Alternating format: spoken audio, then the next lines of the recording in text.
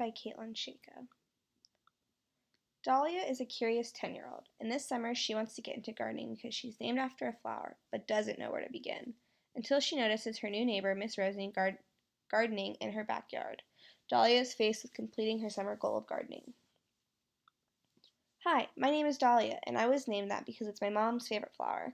What's funny is that I'm 10 years old and I know nothing about gardening or flowers. A lot of people in my neighborhood have plants and flowers, and they look really pretty because it's the summer, and all the colors look so bright.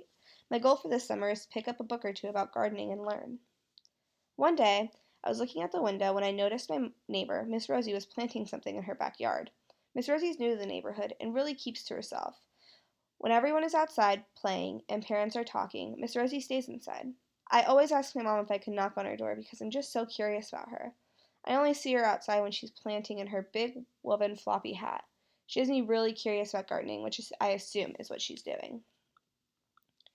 I finally get the courage after weeks to go out there and talk to Miss Rosie. I don't want to bother her, but I'm just so curious about who she is and what she's always doing in her garden.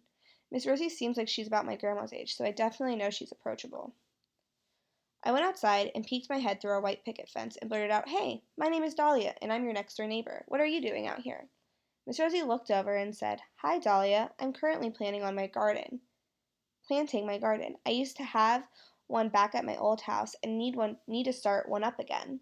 It's the best time of the year to do it."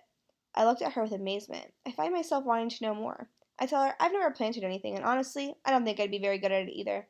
The only time I've ever touched anything outside is when I'm playing with my friends. Outside.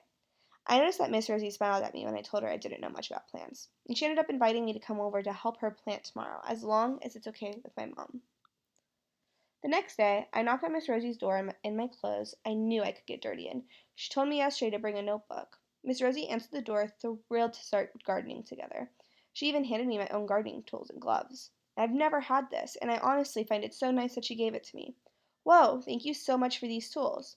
What are we going to do today?" I said. Miss Rosie handed me seeds and said, "We're going to plant these seeds, and then we're going to write in our journals about what we observe from the other plants that I have planted."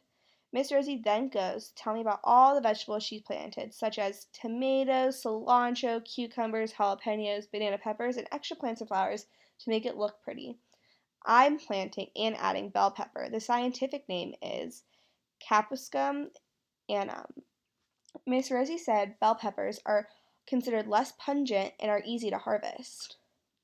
When I was planting my bell pepper, I thought to myself how cool this was and the connection I'm creating with the soil and the plants around me. After planting my seeds of bell peppers, I wrote in my observation journal the date and what I did.